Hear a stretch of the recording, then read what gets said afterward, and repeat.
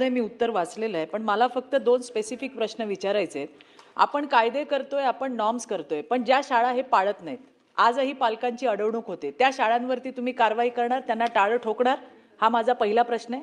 दुसरा प्रश्न माझा हा आहे, की आता सभापती महोदय जी माहिती दिली, की आम्ही कारवाई करतोय, काही याच्यावरती केल्यात, तर आत्तापर्यंत शासनाने अशा किती शाळांवरती दंडात्मक कारवाई केली आहे? धन्यवाद. मंत्री महोदय.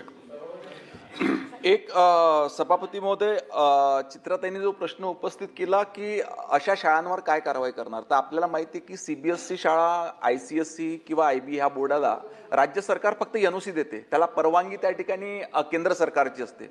म्हणून एनओसी देण्याच्या व्यतिरिक्त तसं काही आपल्या हातामध्ये त्या ठिकाणी राहत नाही.